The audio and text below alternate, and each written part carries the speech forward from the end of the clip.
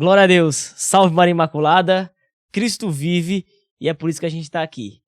É uma alegria estar começando o podcast no barco, como eu digo, não é mais um, é o podcast, é o episódio e para nós é sempre uma alegria, tá?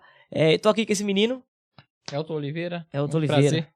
Que vai falar um pouquinho para nós aí do nosso parceiro que nos ajuda a fazer com que esse barquinho continue navegando. Fala aí, tio. Pois é, já não é novidade para ninguém, né?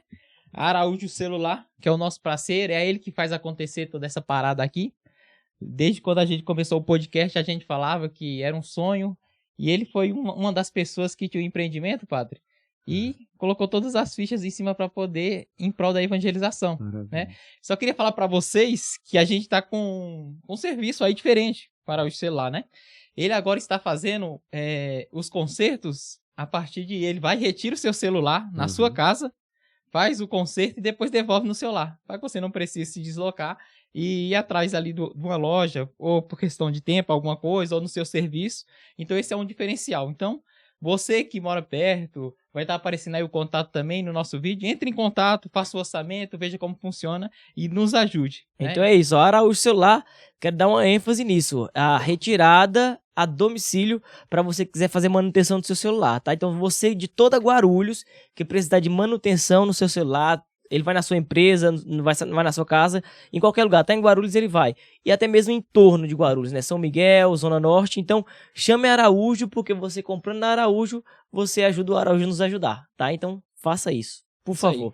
E sem mais delongas, porque a gente tem muita coisa para falar e temos a satisfação de receber hoje aqui uma das pessoas que contribuíram muito, que foram o canal para que Deus nos chamasse a uma vida de salvação, de santificação. Foi um expoente na nossa conversão, tá? A gente está hoje aqui com Padre Douglas Pinheiro. Sua bênção, Padre. Deus abençoe. Amém. Sua bênção e uma alegria estar com você. Deus abençoe. Eu não sabia que eu tinha sido tudo isso, não. Não tá nem ligado. Não, nem tinha ideia. Só um dado curioso. A gente, claro, participou da igreja quando crianças, nos crismamos. E depois disso, o que acontece? Depois do crisma? Mundão, né? Vai embora. Ficamos anos longe da igreja. Em 2014, nós fomos participar de um retiro. E 2014. Depois de anos sem se confessar, a nossa primeira confissão, a partir do momento que nos convertemos e decidimos caminhar com Jesus, foi com o senhor. O senhor atendeu a nossa confissão mais bagaceira. Foi mesmo, eu atendi. Eu não tenho nem resquício de lembrança disso. Que bom. Isso é bom. Isso é bom. Que realmente os pecados são confessados para ser esquecidos, né? Glória a Jesus, na hóstia santa, porque senão o senhor está escandalizado em estar aqui conosco. Pode ter certeza que não. Não, né? Não tem mais. Não há nada de novo debaixo do céu, diz o livro do Eclesiastes, né? Não tem mais novidade no ouvido do padre. Tem não, né, padre? Confissão. Pois é, então o Padre Douglas é sacerdote na Diocese de Osasco. Isso. Município de Jandira, não é isso, padre? Isso, Jandira. E se apresente melhor aqui pra gente. Eu sou padre da Diocese de Osasco, sou pároco da paróquia Nossa Senhora de Fátima, em Jandira. Já tenho aí 10 anos e meio de padre. Estou caminhando para 11 anos de padre. Eu estive por quase 5 anos numa paróquia em Vargem Grande Paulista, primeiro, e agora já faz 5 anos que eu estou em Jandira. Glória a Deus. E sempre com o ofício de pároco, né?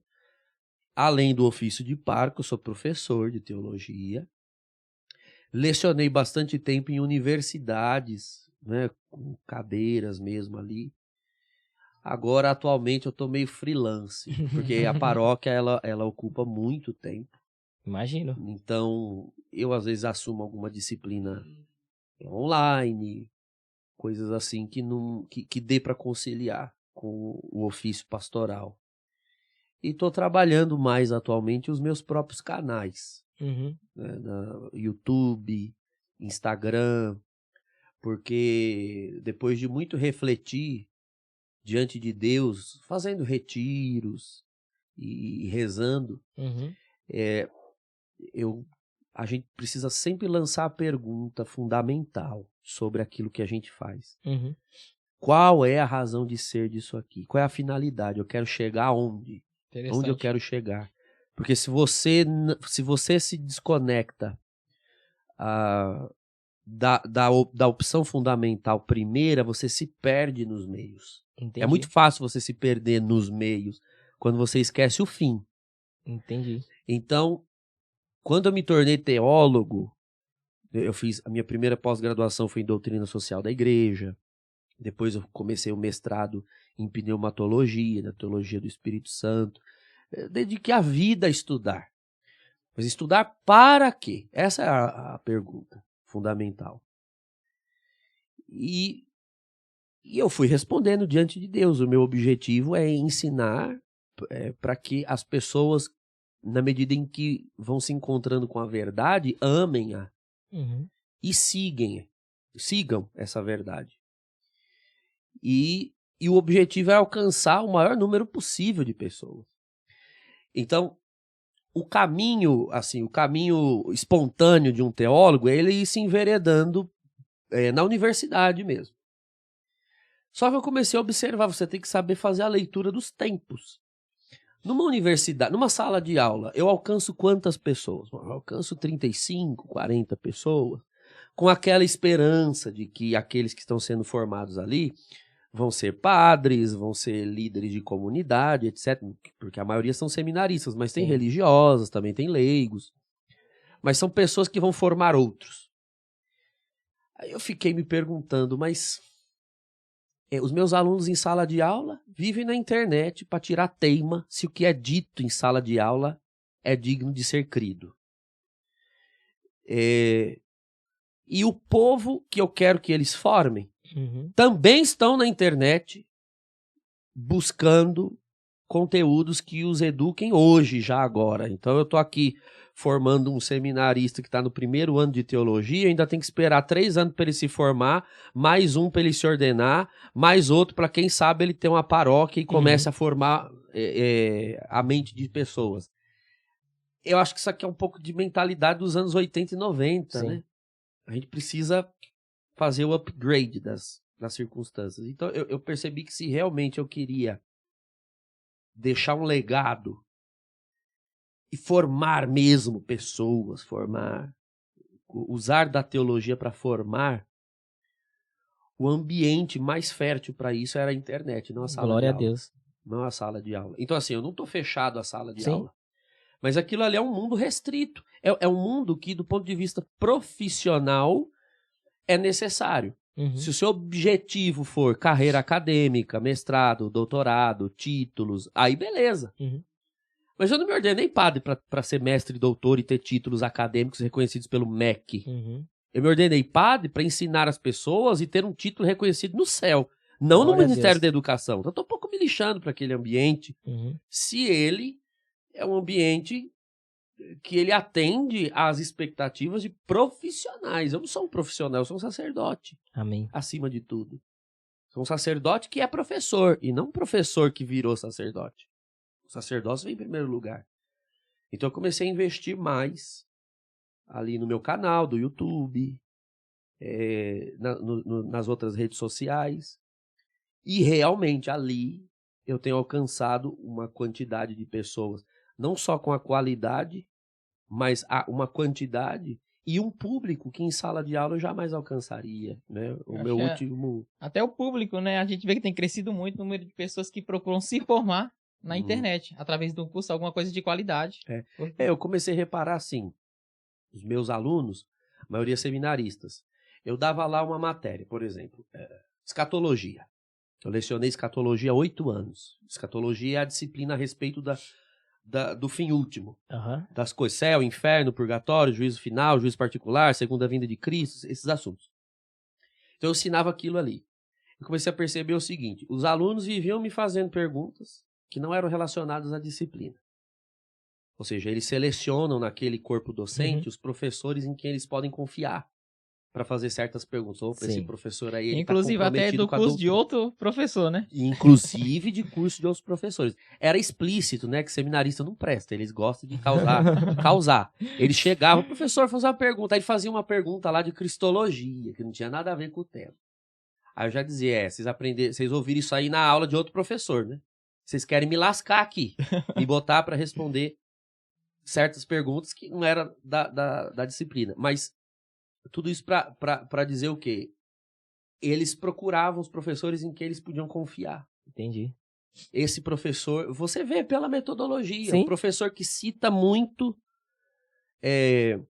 os sínodos, os concílios, os documentos, os santos padres. Opa, esse é um padre, é um Sim. professor comprometido com a teologia de 2000 anos. Tá alinhado com a doutrina. Isso. Agora, outro professor que só cita teólogo, autor tal, teólogo tal, autor tal, e nunca vai nas fontes magisteriais. Os alunos não são burros. Tem teólogo que ele acha que o aluno é assim, ingênuo. Uhum. Os alunos não são. Então, com aquele professor, os seminaristas ouvem, põem na prova e nos trabalhos o que eles sabem que o professor quer ouvir, mas é na internet e em outros professores comprometidos com a tradição e o magistério que eles vão se fiar. Então, depois que eu saí da universidade, isso permaneceu. Não passa uma semana na minha vida que pelo menos 1, 2, 3 seminaristas, Brasil afora, não me mandem lá. Falei, Douglas, olha, eu ouvi tal coisa, achei meio estranho, o que o senhor tem a dizer? Aí eu vou lá e olha, leia concílio tal, leia documento tal, tudo que diz isso, blá. Então, ali é o meu lugar. Sim. Entende? Formando os futuros sacerdotes e as lideranças da igreja no local onde elas vão para tirar teima de fato. O meu último curso, que foi o mapa da liturgia, de vez em quando a gente relança ele, mas para vocês terem uma ideia, as pessoas se cadastram. Pelo cadastro, vários padres fizeram o meu curso. Que legal. Alguns bispos fizeram o meu curso. Então, em sala de aula, eu não ia alcançar esse público, Sim. porque o bispo e o padre não voltam para a sala de aula. Não na graduação, que era onde eu ensinava. Pode ser que façam lá uma especialização e tudo. Mas era um público que eu jamais alcançaria se eu tivesse preso na sala de aula. Entendi. Então, benefício da internet. Isso, E até mesmo as pessoas que estão na sala de aula, que já procuravam o Senhor, vão te procurar também naquele... Sim, Eu vejo assim, ó, é necessário, extremamente necessário, alguém competente para ensinar de maneira autêntica, como é o ensino do senhor, na faculdade, porque você forma outros formadores, como você falou, né? Só que também é um desperdício ter esse campo, que é a internet, com alguém que ensine tão bem, porque é notável que o senhor tem o dom do ensino, não tem como negar isso, o senhor traz assuntos muito complexos e faz a gente entender, né? Consegue botar, inclusive, na nossa cabeça, então, para ver que a competência é de fato uma realidade. Então, eu fico pensando, né? Tem essa necessidade de formar um bom clero, que a gente padece muito por conta disso, mas tem muita coisa ruim na internet. E se não tiver alguém que se posicione de maneira correta, a gente também fica padecendo dos dois lados. Então, eu acho que é válido. É bom o senhor estar na internet também, porque nos dá mais acesso a esse conteúdo. Foi também logo quando aconteceu a nossa conversão, a gente tinha muitas dúvidas. E o lugar que recorria é a internet. Daí pode fazer tal coisa? Entra lá no Pergunte e Responderemos do Padre Paulo.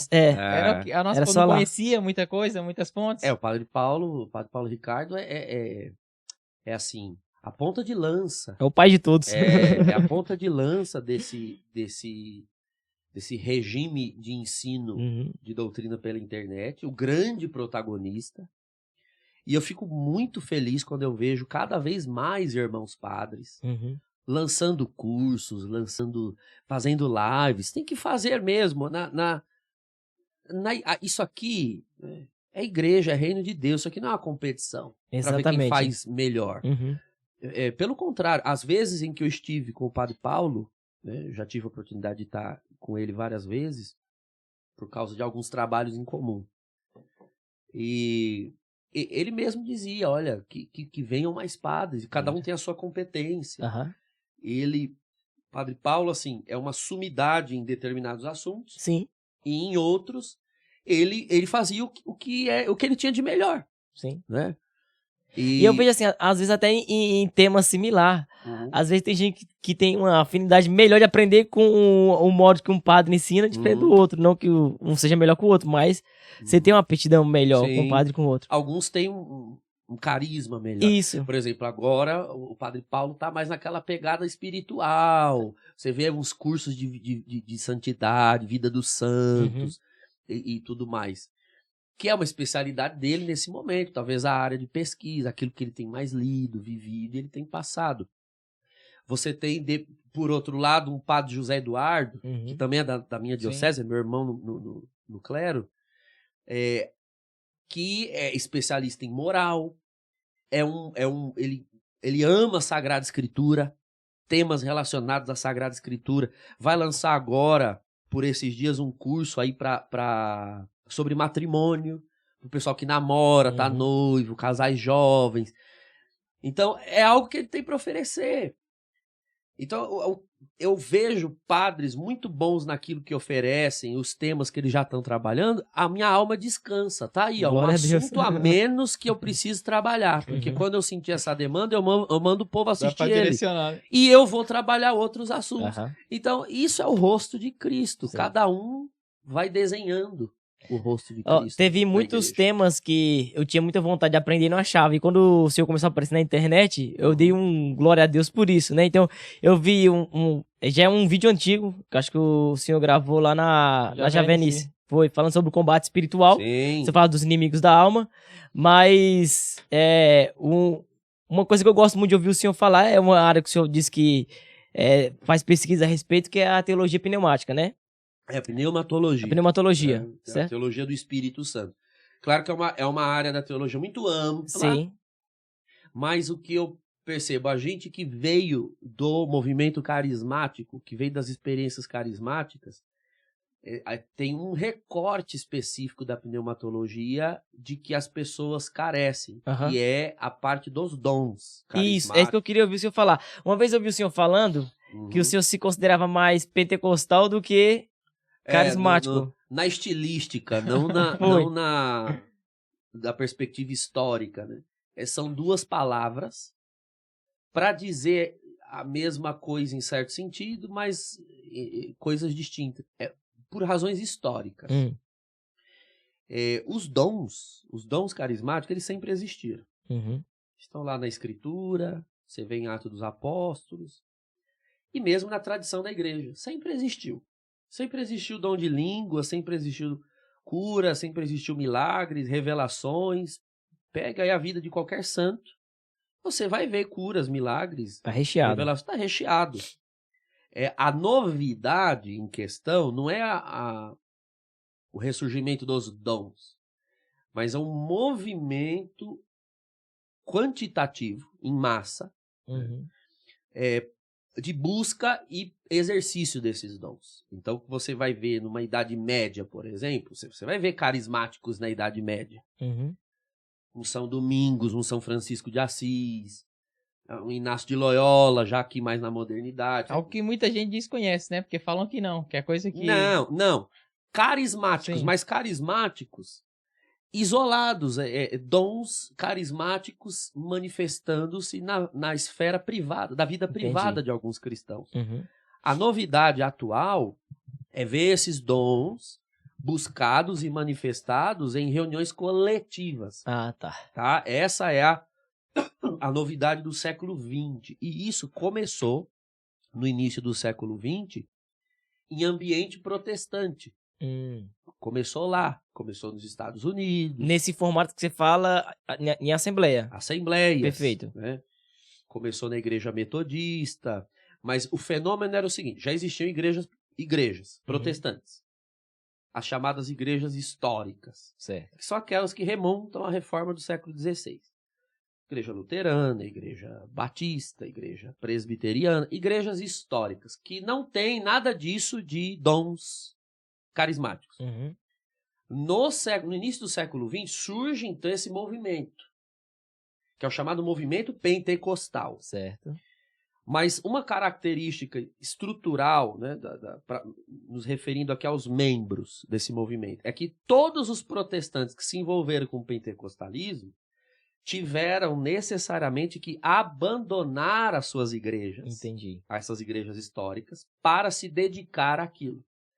E uma vez que eles abandonaram a igreja batista, abandonaram a igreja presbiteriana, abandonaram a igreja metodista, fundaram igrejas novas, surgidas a partir da experiência dos dons. A essas igrejas você dá, portanto, o nome de pentecostais. Ah, tá. Elas surgem, são igrejas que nascem a partir da experiência pentecostal.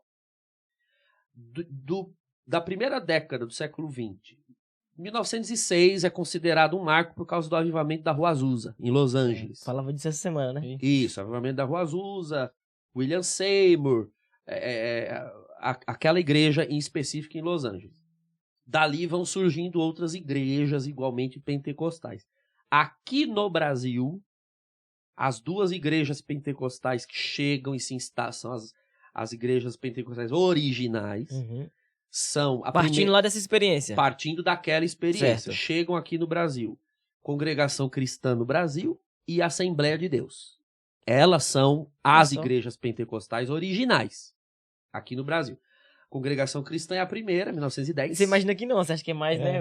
Ah, então, por quê? Porque a gente associa pentecostal com o carismático. Eu já vou explicar. Tem que chegar Já nisso. vou explicar. Então, são igrejas pentecostais. Elas são as únicas no Brasil praticamente até a década de 50. Por 40 anos só tem elas, Assembleias de Deus e Congregação Cristã. Congregação Cristã começa aqui no Sul, Sudeste, Paraná, São Paulo. Era uma igreja ítalo-brasileira. Ela era só nas colônias italianas. Congregação Cristã, para vocês terem uma ideia, até os anos 30, os cultos eram italianos, inário italiano. Foi proibido por causa de Getúlio Vargas. Com o Estado Novo, o Brasil, naquela época, era muito parecido com os Estados Unidos. Não sei se vocês já perceberam, quando leem ou estudam alguma coisa, ou se já foram para lá, Estados Unidos, as pessoas se configuram por colônias, né? Você tem lá a paróquia dos brasileiros, a paróquia dos italianos, e ali se usa a língua do país de origem. Nos Estados Unidos isso é tranquilo, você vê tudo que é língua sendo falada. O Brasil era assim, foi o Estado Novo por Getúlio Vargas, com uma ditadura, que proibiu reuniões públicas sendo feitas em outra língua que não português. Senão a gente seria parecido com os Estados Unidos até hoje. Então a congregação cristã tem que se adaptar, traduzir os inários e parar de fazer os cultos em italiano. Isso era o quê? Já era um medo do governo de... Não, porque o regime de Getúlio Vargas foi uma ditadura. Sim. É que a gente não aprende isso na escola, mas Ensina leia. Foi uma ditadura, foi o Estado Novo. Então, pra eles, era meio que uma defesa pra eles mesmos. né? Era, porque porque não era uma ditadura socialista, Sim. né? Era um outro tipo de ditadura.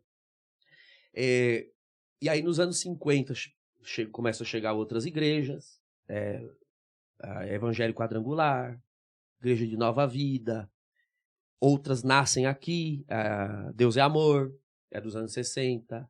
Isso aí já entra como Brasil para neopentecostal? Não, Não.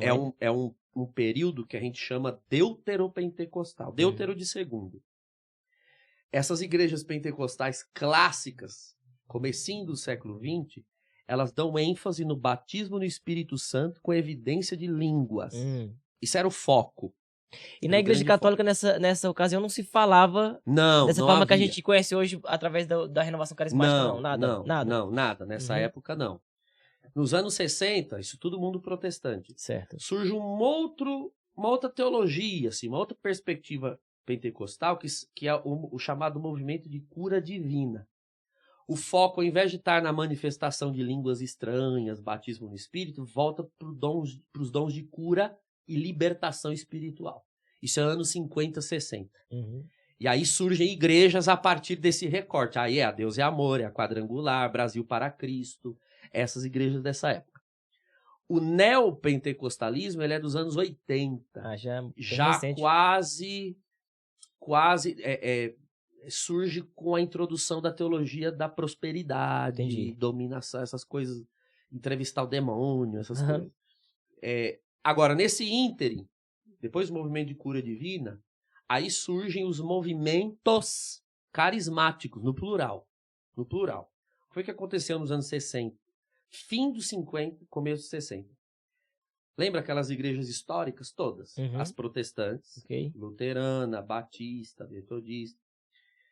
E também as duas igrejas históricas mães, que são a Igreja Católica Romana e as igrejas ortodoxas, orientais, que são anteriores ao próprio protestantismo.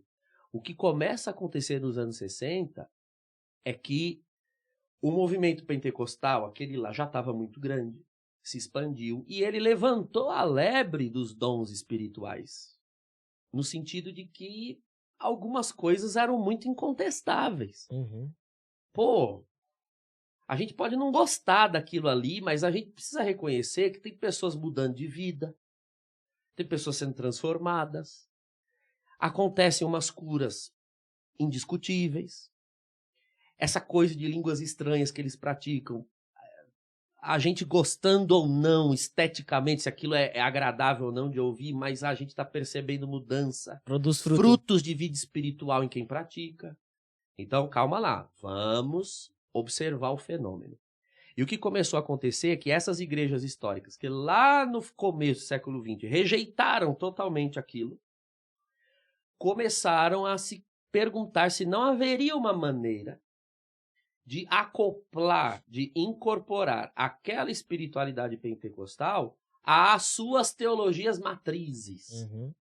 Então, começaram a surgir grupos das igrejas históricas que, sem se desligar delas, aderem ao pentecostalismo e trazem para dentro da igreja. É o contrário do que aconteceu Sim. lá. Uhum. Lá todo mundo tinha que sair para criar novas igrejas.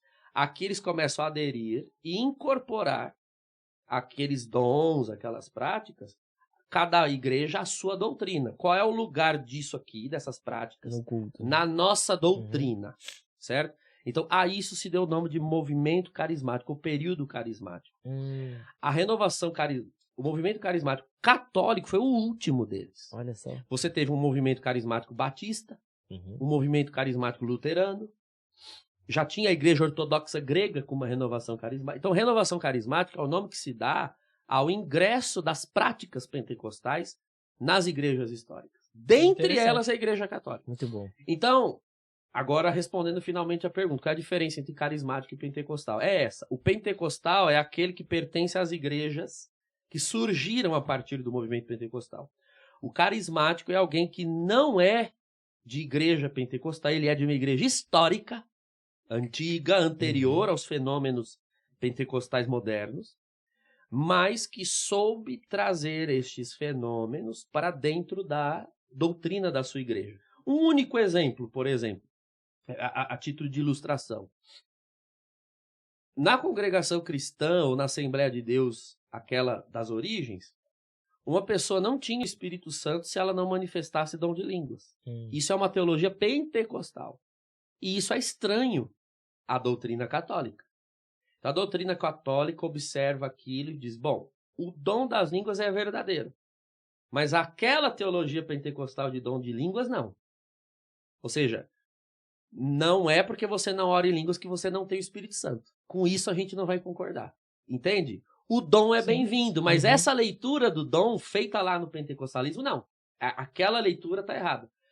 Então, isso é o carismatismo. O carismatismo traz o dom, aceita a manifestação do dom, crê que ela seja legítima, mas ela é legítima dentro desta nossa doutrina. Ela tem um lugar específico, que é na vida de oração. Ela pode também ser uma evidência de derramamento do Espírito, mas não é uma evidência exclusiva. E lá no pentecostalismo clássico era exclusiva. Entendi. Quem não manifestasse língua estranha não tinha o Espírito Santo. Imagina até no encontro, né? Uma pessoa que não está orando em línguas, o constrangimento.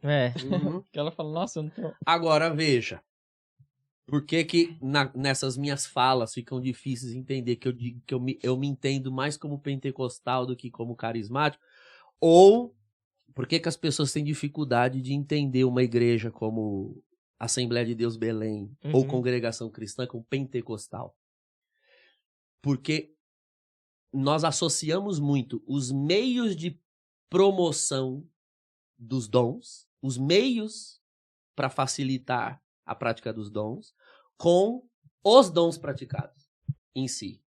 Então, um carismático, ele é apegado àquilo que é a chamada estética de liturgia da reunião carismática. O movimento carismático, eu explicando aqui, ele é dos anos 60. Certo. Os anos 60, eles foram marcados por eu não vou dizer modernismo, porque eu não sou dessa linha de pensamento, mas a adesão a alguns elementos da modernidade daquele período, a práticas pastorais, espirituais da igreja. Então, você tem, por exemplo, um relaxamento no vestuário, nos anos 60. Na nossa igreja mesmo, havia uma disciplina mais rígida com vestuário. Minha avó faleceu minha avó morreu com quase com 92 anos. Ela achava um absurdo uma mulher usar calça, sabe? Ou ir para a igreja de calça. Quer dizer, e era católica. Uhum. Católica xiita, até o tutano. Porque ela é dessa época, anos 40, anos 50. Então, havia uma disciplina. Mas nos anos 60 isso dá uma relaxada. Outra coisa que muda é os estilos de música. Começa-se a surgir, mesmo na igreja, por causa do movimento carismático, um estilo de música sacro-moderna. Uhum. O que havia até os anos 50, 60, era a hinologia. Qualquer tipo de reunião, fosse ela litúrgica, de missa ou reunião de cunho espiritual, ela era embalada ao som de hinos. O hino ele tem uma estrutura, um padrão melódico e rítmico próprio. É aquela musiquinha mais formal, é a hinologia. Nos anos 60, você tem a música sacro-moderno, ou seja, estilos musicais que não são propriamente sacros, são incorporados a letras sacras e acabam se tornando. Então, o pop rock, o jazz, etc., que é mais ou menos o estilão carismático, né, que a gente tem, o popular, o gospel, como assim dizer? Os worshipeiros agora. Né? Agora é a onda worshipeira, enfim, tem várias ondas, depende da época. Esse é o estilo sacro-moderno. Então, a gente tem dificuldade de entender como o meio, o carismático, o que há de pentecostal no catolicismo é o carismático. Uhum. Como o carismatismo ele é carregado desse teor estético, o modo de vestir é esse, é moderno, a música é moderna. Então a gente começa a achar que só esse tipo de ambiente proporciona a prática de dons. Tá ligado à estética. A estética. E aí você olha uma igreja congregação cristã no Brasil que não tem absolutamente nada desses padrões estéticos, aí você começa a achar, mas é pentecostal, então, mas a pergunta é, o que faz um grupo ser pentecostal? Nem tem as paredes pretas? É o jeito, é a cor da parede, o jeito de vestir e a música? Ou são os dons? Então, assim, quando eu vejo uma Assembleia de Deus Belém, que é a original, né, é a primeira, esses nomes, Belém, Madureira, isso aí são razões históricas, são divisões que ocorreram na Assembleia de Deus ao longo dos anos. A história é bem longa. Mas a original, a primeira, é a Belém. Tem mais ou menos os mesmos padrões de culto, disciplina rígida de usos e costumes, vestuário, mesmo a liturgia de culto, mais hinológica, são os chamados hinos da harpa, né? A congregação cristã tem um hinário próprio, que é cânticos de louvores e súplicas, e a Assembleia de Deus, a harpa. Mas você vai num culto, dependendo do lugar, né? Porque a congregação cristã, a Assembleia de Deus também são parecidos com um grupo de oração, depende do lugar. Tem lugar que cai fogo, tem lugar que você dorme. Então, isso tem a ver com o lugar, inclusive com a cultura, com os que estão ali, presidindo, conduzindo. Mas dependendo da congregação cristã no Brasil que você vai, por exemplo, ela tem muito mais fogo, é muito mais aleluiada do que uma Batista da Lagoinha, do que um grupo de oração carismática, que as pessoas não vão... ninguém imagina, né? Ninguém imagina. Mas porque o modo de praticar os dons é próprio. Então, assim, quando eu digo que eu me sinto mais pentecostal do que carismático, é um modo de falar. Sim. É óbvio que eu sou carismático porque eu sou católico. Isso, porque isso que eu tô pensando, na lógica que eu explicou... Sim, nessa lógica seria herético, porque eu sou pentecostal. Eu sou carismático porque eu dou plena adesão à concepção de dons e à concepção de manifestação do Espírito delineada pela doutrina católica. Eu não tenho teologia pentecostal. Eu não tenho teologia nem doutrina pentecostal. O que me atrai no pentecostalismo é nesse aspecto. O que me atrai no pentecostalismo, que já não me atrai no carismatismo, é esse aspecto superficial, o estético. A mim parece que o modelo das reuniões pentecostais, elas favorecem muito mais a manifestação mais pura de dons Entendi. do que no carismatismo. Por várias razões. Uhum. Podemos entrar aqui se esse for o rumo da conversa. Vai ser esse rumo. Porque a gente vê também que leva a uns exageros e eu acredito que isso possa contribuir de alguma forma. Uhum. Eu achar que eu tenho que balançar mais o braço, porque se eu não balançar mais o braço, alguma coisa nesse sentido.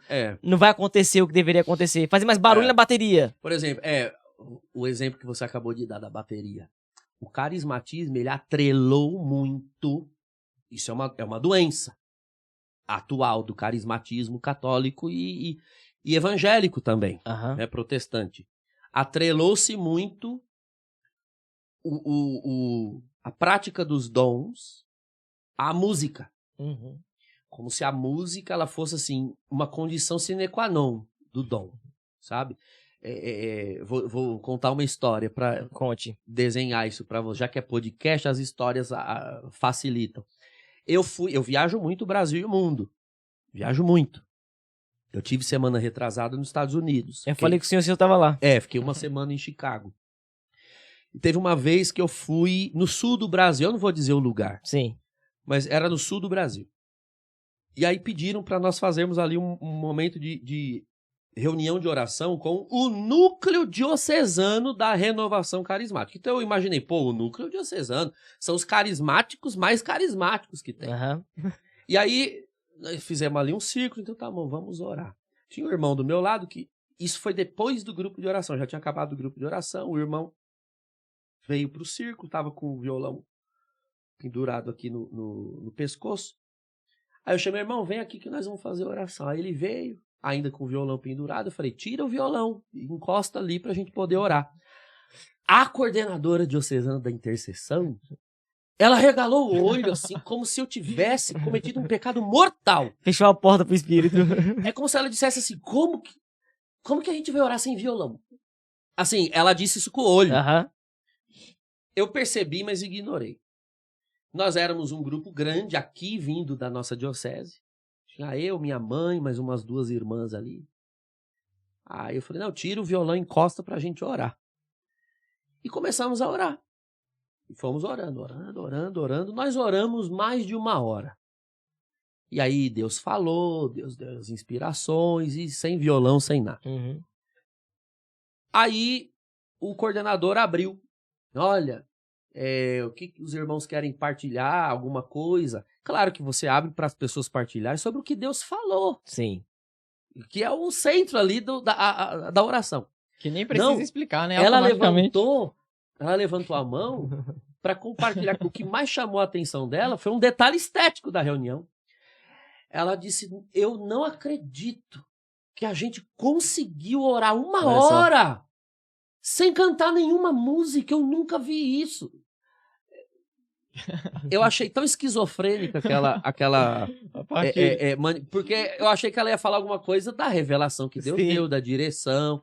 Não, eu fiquei surpreso de ver que era uma pessoa que, mesmo sendo do movimento carismático, ela tá tão aquém. Uhum. Aquela dependência do violão, da música. Você vê alguém do núcleo, né? Alguém do núcleo da oração coordenação. toda. A coordenadora de intercessão, pois cara, é. que era a pessoa que devia ter, assim, o maior manejo na oração.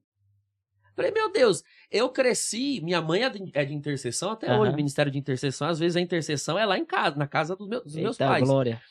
E assim, eu cresci vendo essas reuniões, é um monte de senhorinhas da renovação que dobravam o joelho e oravam, não tem violeiro ali, não tem Ministério de Música, oração de intercessão, é oração de intercessão. E eram horas ali, ó, ajoelhado, orando. Então, eu cresci nesse ambiente, a nossa diocese, ela nesse sentido, ela sempre foi pentecostal, vamos assim dizer. Porque como é que é? A título de comparação, para vocês entenderem.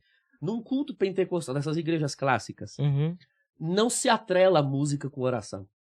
Eles têm uma liturgia de culto. Vou pegar a congregação, que foi a que mais estarreceu vocês, por exemplo. Congregação é assim, começa o culto, toca 3 hinos, canta. Tem aquela orquestra linda, tudo muito bem organizado, um culto com muito decoro, ordem. Terminou de cantar os hinos, aí vai ter a oração, e todos vão se ajoelhar. Então assim, a hora de cantar acabou, nós já cantamos, agora nós vamos orar. Uma coisa é cantar e outra coisa é orar. Tá bem dividido Não no tem, espaço. não tem música de fundo pra Aham. ficar delirando. Não, hora de oração é hora de oração. Então, assim, eles têm certos ímpetos estéticos também. Uhum. Não é que eles não oram mais alto. Dependendo do culto, eu já vi até umas palminhas assim na congregação. Eu já vi. Só que é explícito que não é algo sincopático ou histérico, porque não foi causado por música. Não Uhum. tem. É só oração, são vozes. Então, quando surgiu porque realmente a pessoa está imersa em atmosfera de oração. Não foram fatores externos que causaram. Uhum. Já no movimento carismático, é muito difícil você distinguir se Não a pessoa dá. está reagindo De por fato. atmosfera de oração ou se ela está reagindo aos ímpetos do som, né? Ou seja, é a diferença entre impulso interior e histeria. Que, inclusive, é uma acusação que se faz ao carismatismo. Exatamente. Ah, isso é histeria. A diferença entre irrupção interior e histeria é que a histeria ela é causada por elementos externos. Uhum. Então, é a música, é o barulho, aí a pessoa reage. Tanto é que uma visão que quem tá de fora tem a respeito de quem é carismático é que é puro sentimentalismo. Então Sentimentalismo. eles condicionam um ambiente para que você se emocione e chegue a esse nível de reação. Uhum. Né? Então, A ideia é essa. Então, ao invés de já ter repulsa a essa crítica, é uma crítica que merece ser escutada. Você não precisa Aham. concordar, mas escute. Uhum. Com base em que eles dizem isso? Bom, com base na verificação de como funciona um ambiente de histeria São coletiva. fatos, né? São fatos. E eu fiz um exercício uma vez com uma comunidade, também não vou dizer o nome, Uhum. que era uma comunidade até conhecida no Brasil. Mas eu e mais alguns irmãos da minha paróquia, nós somos chamados para dar formação para as lideranças dessa comunidade. E era uma comunidade muito acusada, inclusive, de ser histérica. Entendi. Eu falei, não tem problema, nós temos um termômetro. Eu tenho um termômetro fácil para saber se vocês oram por histeria ou se vocês oram por ímpeto, por amor, se vocês oram por unção. Uhum. É muito simples. Sai todo mundo dessa bateria, sai desse carrão, sai todo mundo e vem aqui. E nós vamos orar.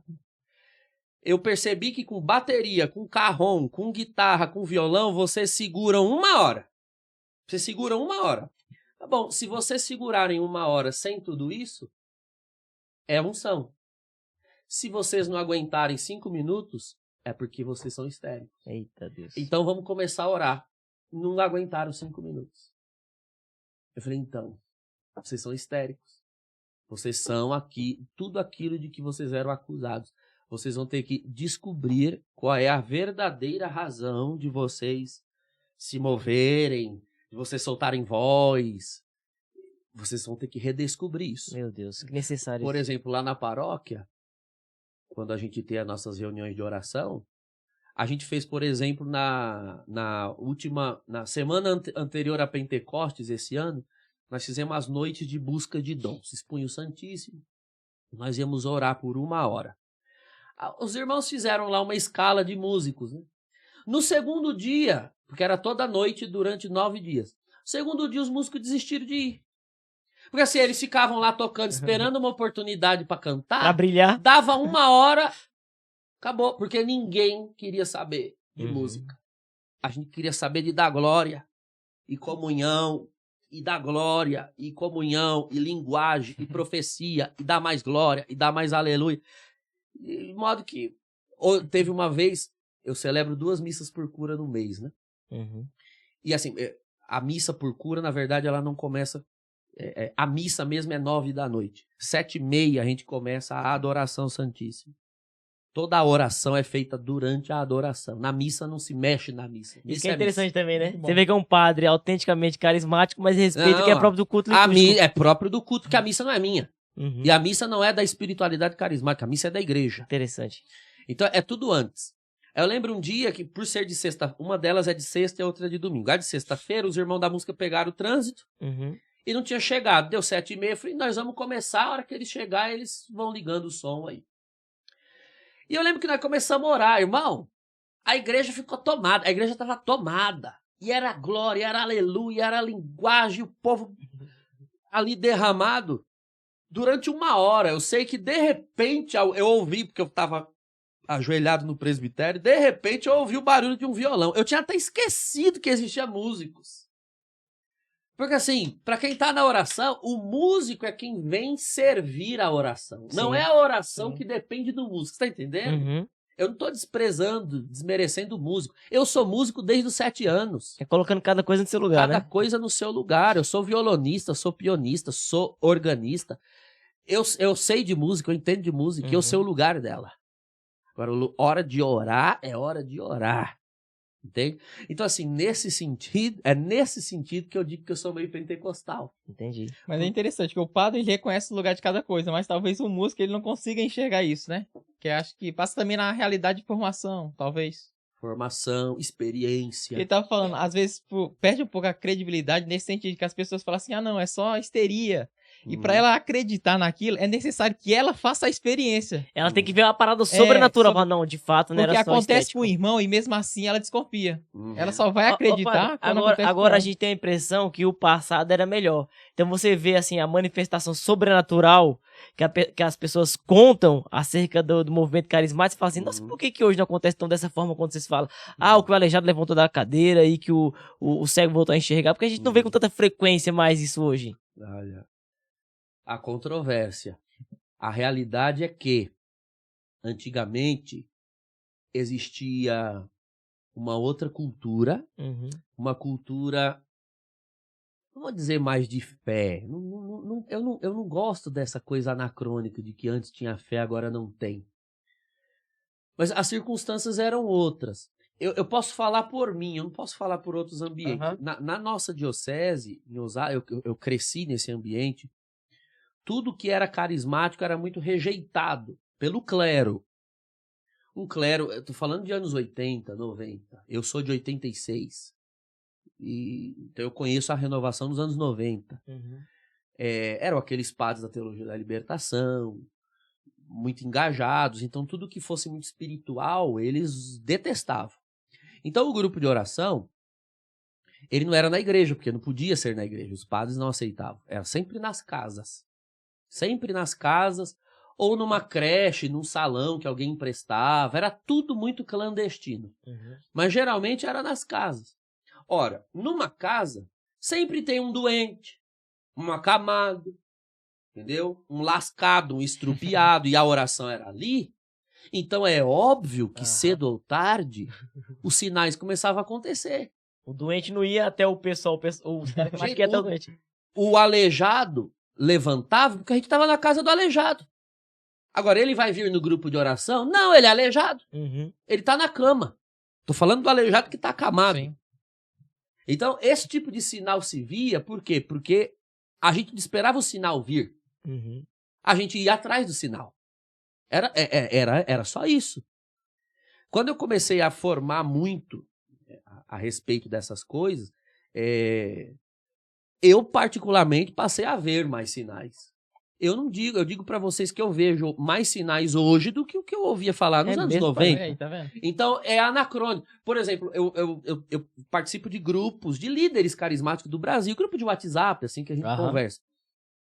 E aí um irmão de um outro estado falou, nossa, por que antigamente tinha tanta profecia, hoje em dia não tem mais? Eu achei tão estranha essa fala. Falei, irmão, me desculpe, mas só se for aí, Tá circulando no nos seu ambientes estado. errados. Aqui é tanta profecia que a gente tem vontade de pedir para Deus ficar um pouco quieto. De tanta profecia, porque a gente ora e sempre tem profecia. Uhum. Sempre, muita profecia. Então tudo depende do ambiente, tudo depende do fervor, da abertura. Tem uma série de fatores aqui que se implicam. Então esse carismatismo frio, sem dom, sem manifestação, eu não conheço. Na minha paróquia eu não conheço. Precisa ir lá, viu, padre? Vá, se mude, tem muita casa lá para alugar. Pronto. Porque ninguém quer morar lá, é uma quebrada lascada. Eu vivo falando isso pro povo. Tô precisando de umas lideranças carismáticas fortes. Mas quando o povo vê que o bairro é quebrado, ninguém quer mudar para lá. Mas lá é assim. Uhum. Lá é assim. A gente começa a orar, é 1h30, é 2 horas, a música não faz falta, o som não faz falta, nada faz falta. Eu ouvi falar da vigília que tem lá, acho que é labareda. O labaredas é uma vez no ano. Uma vez no ano. Uma vez no ano. Mas, na verdade, aquilo que se vive no labareda, se vive o ano inteiro. Sim. Tá? Aquilo É a celebração. É o pão de cada dia da nossa paróquia. Ô, padre, dessa sua vivência carismática e tal, que experiência, assim, que o senhor acha interessante compartilhar conosco, até mesmo desses feitos extraordinários do Espírito Santo, assim, que você... Feitos extraordinários, eu não sei. Eu já vi tanto. Eu tô chegando à conclusão de, na medida que os anos vão passando, eu precisaria escrever, sabe? Seria um ótimo, né? Porque senão vão começar a cair no esquecimento. Mas eu já vi muita coisa. Olha, no começo de caminhada, que é quando a gente busca com mais fervor, né? Com mais ímpeto. Tá mais atento. Isso. A gente subia bastante o monte para orar. Uhum. Né? Hoje a gente ainda sobe, mas sobe menos por conta de tempo até. Uhum. Eu subi terça-feira agora. Essa semana a gente subiu o monte para orar pelo Brasil. A gente só escuta falar de protestantes subindo no monte, né? Mas não. Mas o monte é público. Sim. E não tem nenhuma placa lá. Dizendo. Uma vez a gente foi, chegou lá também. A gente ia algumas vezes. Sim, os evangélicos vão bastante. Mas a gente ia muito. No começo de caminhada, eu lembro que a gente ia pelo menos uma vez no mês, a gente ia. Às vezes até mais do que isso. E era longe, não era todo lugar que tinha, assim, que dava para ir orar. E ali foram as minhas primeiras experiências de milagres. Houve essa época em que tinha muitos prodígios naturais, né? Das folhas acenderem, dos gravetos. Isso aí era toda vez que você ia orar no monte, acontecia. E não era uma coisa simbólica. Qualquer um que fosse, via. A gente chegou a levar pessoas que eram incrédulas, que não tinham fé, e elas abaixavam no chão, pegavam e via. Acendiam mesmo. Eu vi uma árvore inteira acender uma vez. Anjos eu já vi umas 3 ou 4 vezes anjos. Ver mesmo, anjos descer, andar no meio da gente. O mato pegar fogo e depois apagar sozinho. Demais. Mas estou falando aqui, de coisas vividas ali pelo ano de 2002, 2003. Aquilo era uma época muito forte. 20 anos já. Eu achei uns cabelos brancos aqui esses dias. A quantidade está aumentando. Mas já 20 anos atrás tinha muito dessas coisas. Hoje em dia já não tem mais tanto esses prodígios naturais assim. Por outro lado, eu ainda vejo muito prodígio assim, de curas. Isso tem sempre. Né? A primeira vez que eu fui celebrar a missa por cura foi em 2013. 2013. Quando eu tive a minha paróquia. Eu ordenei padre em 2012. Fiquei ali de vigário, cooperando com outro pároco. Mas como eu já era meio marcado, porque eu sempre fui carismático demais desde o seminário. Sim. Então quase que o bispo não quer me ordenar. Na época. Né? O bispo da época já é falecido. Mas não gostava daquilo. Então eu falei, não, certas coisas que eu gostaria de fazer, eu só vou fazer o dia que eu for pároco, que eu tiver minha paróquia, porque aí eu fico sossegado no meu canto. Então, em 2013, eu assumi lá em Vargem Grande Paulista, fui fazer a primeira missa por cura nesse modelo, que foi o que eu sempre procurei, eu fui idealizando no tempo de seminário. Qual seria a melhor forma de você fazer uma reunião carismática, em que tenha uma missa na qual eu aplique o santo sacrifício, nas intenções das curas e das libertações, né? Então não é uma missa de cura, mas é por curas, por libertações, que você aplica. Sim. É o sacerdote quem aplica a intenção da missa, né? Sim. Pessoalmente. Mas que ao mesmo tempo eu não fique carismatizando a liturgia. Né? Ok. É uma doença do tempo presente. Eles querem liturgizar as reuniões carismáticas e querem carismatizar as reuniões litúrgicas. Exatamente. Aí fica essa esquizofrenia, essa briga. Como eu posso fazer? Então eu fui idealizando esse modelo, que é o que eu uso até hoje, 10 anos. Adoração antes da missa, bênção do Santíssimo, aí a igreja fica em silêncio, eu vou me paramentar, rezo a missa. Terminada a missa, aí nós temos outro momento para imposição de mãos, batismo no Espírito, curas físicas. Eu sei que a gente sai da igreja às 11h30 da noite. E o povo chapado. Aleluiado. Deus. Mas tudo com ordem no seu devido. Então, a primeira vez que eu fui fazer, eu orei naquele dia e falei, Senhor, Se realmente o Senhor quer, se o Senhor abençoa dessa forma, como eu imaginei, se realmente se é coisa que eu imaginei, ou se foi o Senhor que me inspirou, eu peço que o Senhor confirme com sinais. Confirme com sinais. Aí tá, aquilo foi numa sexta-feira. No sábado, depois daquela missa por cura, a primeira que eu celebrei como padre, veio um senhor na secretaria da paróquia no sábado de manhã me procurar. Esse padre, eu queria só contar uma coisa pro senhor que aconteceu ontem à noite. Eu falei, pode contar. Já fiquei feliz porque eu vi que era um testemunho. Então, eu amanheci, era um senhor de roça, porque Vargem Grande é um lugar entre cidade e interior já. E era um senhor de uma cidade vizinha, que é São Roque, já interior. Ele veio, eu falei, eu amanheci hoje achando estranho. Que parecia que as coisas estavam maiores, e eu percebi que eu estava enxergando desse olho. Eu falei, mas o senhor tinha um problema com esse olho? Ele disse, não, padre, é que esse olho é de vidro. Olha só, cara. Eu nasci sem um olho. Quer dizer, ele estava achando estranho, porque uma pessoa que nasceu sem um olho, ela não sabe o que é ver com dois olhos. Então, passou o dia, ele foi dormir achando estranho e acordou, aí foi que ele percebeu. É uma experiência que ele nunca teve, porque ele nasceu sem o olho. O olho era de vidro. Deus transformou o olho de vidro do cara em olho. Isso é sensacional. Isso é um milagre supranatural. Tem as categorias de milagres. Isso é um milagre é uma afronta à natureza. Sim.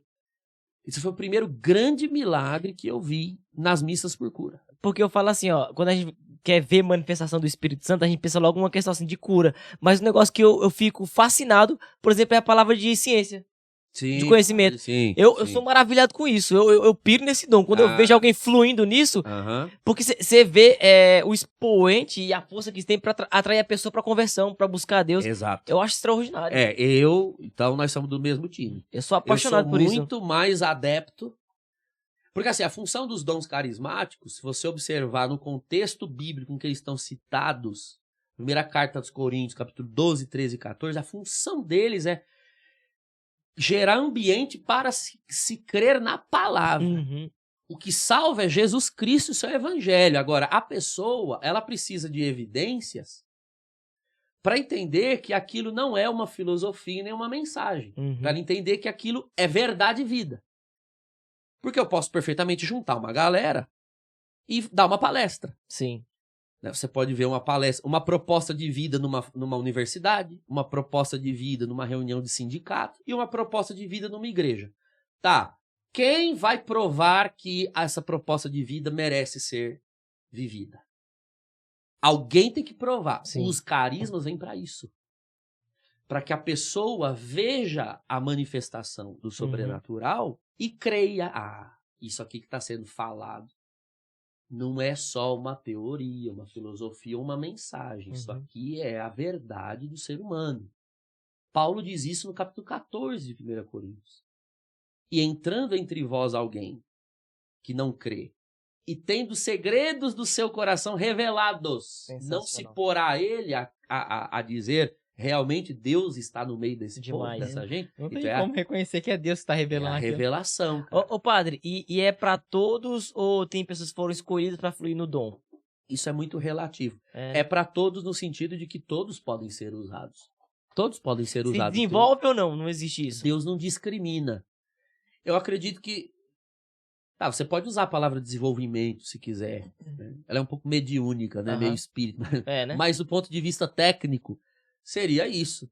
Você pode fazer crescer a sua adesão a esses dons. Isso tudo depende do desejo da pessoa, do quanto ela compreende a dinâmica do dom. E na medida em que ela vai praticando, ela vai exercitando a prática, ela vai percebendo que de fato é a voz de Deus. Vai ficando mais sensível ao Espírito. Mais sensível. A gente comentava, né, de pessoas que visivelmente você vê que tem uma sensibilidade muito grande para esse dom. Né? E às vezes a gente vê pessoa com dúvida, será que eu tenho esse dom? Foi só uma vez? E outras não, que com muita clareza ela expressa aquilo ali no momento que está conduzindo. Momento. Tempo e exercício. Tempo e exercício. Então, a melhor oficina de dons, de palavra de ciência e profecia que você pode fazer é a missão. Tem que ir pro campo. Missão, você tem que ir pro campo. Então, quando me chamam em RCC para dar a formação dos dons, Aham. eu respondo essa pergunta que é óbvio, cuja resposta para mim é muito óbvia. Por que padre, que não tem mais tanta profecia e palavra de ciência? Porque vocês ficam aqui engordando ovelha obesa. Vocês ficam dentro de um grupo de oração, onde todo mundo aqui já é de igreja, todo mundo já veio para louvar, para adorar, todo mundo já crê. E detalhe, todo mundo aqui já é comunidade, você já conhece as vidas uns dos outros. Tem muito pouca brecha Cria-se limitações, né? para a palavra de ciência, para revelações. Vão para dentro das casas bater, olha, quem está precisando de oração na casa? É na casa daquela irmã que vem no grupo de oração que tem 2, 3 filhos nóia, perdido, que não vão vir nunca na igreja. Mas que vocês forem lá um dia orar e os filhos estiverem lá, Deus pode usar vocês em palavra de ciência. Mas só o dia que vocês pisarem lá que vocês vão experimentar. Do contrário, vocês não vão ver manifestação de dons. Eu já escutei conversões desse tipo aí. Pessoas estavam em casa e foram lá, isso aí. Eu sempre me lembro de uma, isso foi em 2005, Uhum. eu era seminarista já. Aí, ainda no meu tempo de seminário, eu sempre aproveitava o tempo de férias para orar nas casas. Os jovens da paróquia sempre me perguntam, padre, como que o senhor aprendeu o negócio dos dons, tudo? Filho, indo orar nas casas. Lembra que eu falei para vocês que eu venho de um período de perseguição. Não tinha apostila para ensinar, não tinha formação, não tinha nada disso. Não tinha, gente, eu tô falando de começo dos anos 2000. Você não tinha um WhatsApp, internet era aquela discada. Você tinha que pegar o fio do telefone, grudar e aquilo ali cobrava pulso, vinha uma fortuna na internet. Te vira Era nego. horrível, era muito difícil você aprender sobre os dons. Não tinha formação, escola, não tinha nada disso. A gente não teve lideranças carismáticas que nos instruíssem nos dons. Uhum. Eu aprendi na raça. Então a gente ia orar nas casas. Eu lembro que eu pegava, às vezes, um sábado à tarde e a gente marcava 3 casas para orar. Ia umas 2, umas 4 e umas 6. Saía de uma, ia para outra, saía de uma. E era assim, eu punha o meu violão nas costas e a Bíblia na mão. Acabou. E era eu, mais 2 irmãos, 3 irmãos. Acabou. Não tinha grupão. Aham. Eu não imagino Paulo com um grupão entrando nas casas. Era ele e Deus. Aí eu lembro que eu fui uma vez, mesmo depois que entrei pro seminário, já não conseguia fazer isso toda semana, mas fazia nas férias. Fui orar numa casa. Eu lembro que eu cheguei, tava minha mãe e mais 2 senhoras dessas antigas de renovação. A gente tava lá e só tava uma senhora nos recebeu. Tava ela sozinha. Começamos a oração. Aí Deus começou a me tomar. Me tomar, e eu, aquela palavra que já para sair. Aí eu comecei a proclamar a profecia. Né? Que a profecia ela pode ser ela é profecia por conta do conteúdo ou profecia por conta da forma. Se é coisa relacionada ao futuro, sempre é profecia.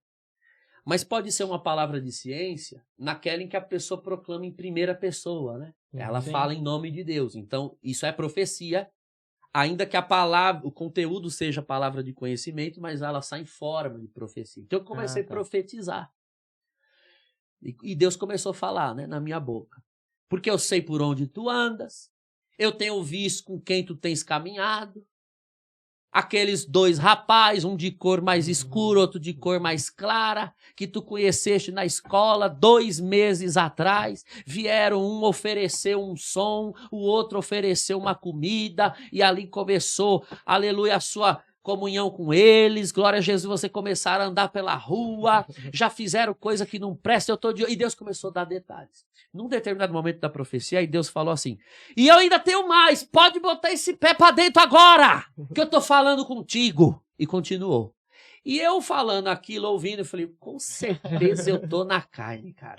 Tô viajando. Que profecia sem pé nem cabeça, põe o pé pra dentro agora, que eu tô falando contigo. E depois continuou.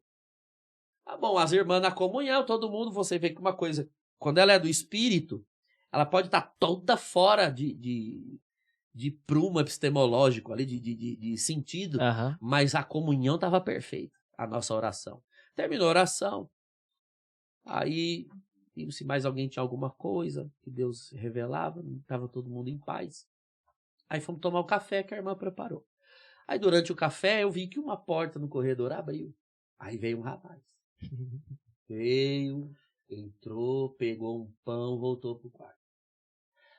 Aí depois, no outro dia, ou foi no fim de semana, isso faz tempo já, mas numa outra ocasião, logo em seguida a oração, a irmã dona da casa veio falar conosco. Olha, hoje meu filho veio comigo na igreja.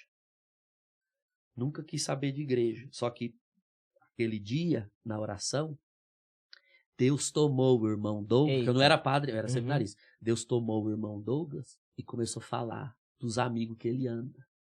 E que eu já vinha falando para ele que eu não queria ele com aqueles meninos. E Deus começou a dar os detalhes.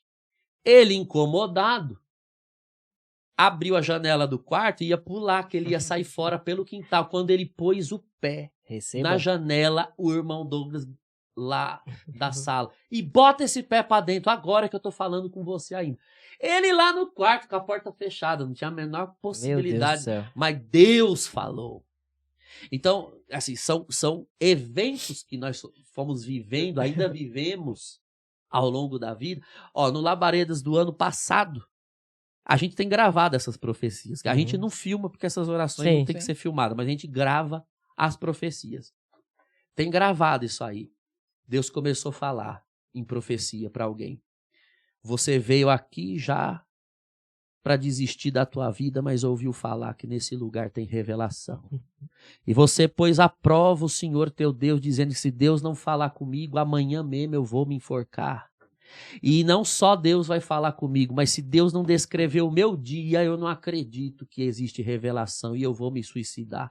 Para você saber que Deus é Deus, que Ele existe, que Ele ouviu a tua oração, então eu vou descrever teu dia.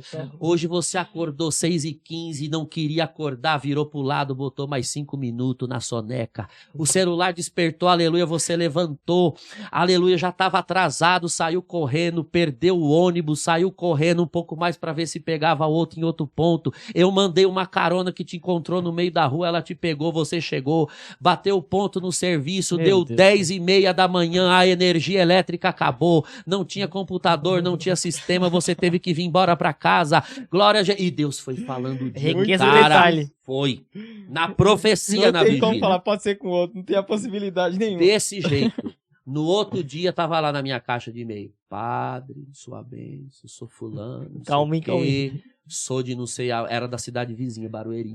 Moro em Barueri, tô muito afastado de igreja e não sei o que, e aquilo era pra mim. Eu já tava aqui com uma corda separada em casa que eu ia me suicidar. E eu só tô dizendo pro Senhor que era exatamente daquele jeito que Deus falou. E eu já tô com a minha confissão marcada pra amanhã com o meu pároco, que eu tô voltando pra igreja. Glória a Deus. Então, vocês estão vendo que quando alguém diz para mim, nossa, por que não tem mais profecia, palavra de ciência? Só se for aí. Porque tudo depende da tua abertura. E tudo depende de você se expor. Da tua exposição às ocasiões para os dons se manifestarem. Você ficar lá trancado no aquário, aí não vai manifestar mesmo. Não. Interessante. Aí imagine só essas experiências, por exemplo, desse jovem que estava no quarto. Acho que ele foi um dos melhores dias da vida dele. Eu passei por uma dessa, eu vou contar em breve, não agora. Mas aconteceu uma dessas. Nosso tempo já tá. Nosso tempo já se esgotou. O padre chegou um pouquinho atrasado por conta do trânsito e a gente tinha horas para ficar aqui com o senhor, mas isso é providencial. Eu acho que Deus faz as coisas da forma que Ele quer, já para providenciar uma coisa. O senhor agora fica meio com aquela que eu tenho que voltar lá pra falar com os meninos mais tempo, olha só. Tá vendo? Volto com prazer. Vai ser uma Dessa alegria. vez saindo umas 4, 5 horas mais cedo. Bendito seja Deus. A gente fica umas 4, 5 horas aqui, conforme marcado. Perfeito. Tá certo, padre? É isso. Pessoal, eu queria agradecer a presença de vocês até aqui, agradecer a presença do padre Douglas. Apesar de tudo isso, veio de forma muito solícita e esteve aqui conosco como esteve, contribuindo dessa forma, tá, padre?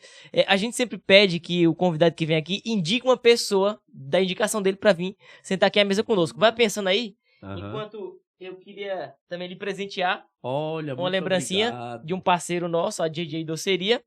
Só lembrando que esse prato maravilhoso aqui também foi ela que mandou pra gente, Olha, né? que beleza. Ajuda a engordar os convidados.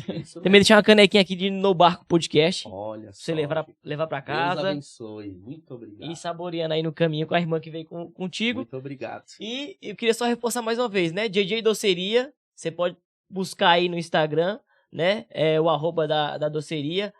Colabore também com a JJ Doceria, porque se ajudando a JJ Doceria, ela continua nos ajudando a presentear Depois e de um receber bom menos dia de convidados. trabalho, receber um prato desse, né? Seria uma maravilha, então. Glória a Peça o Jesus. seu.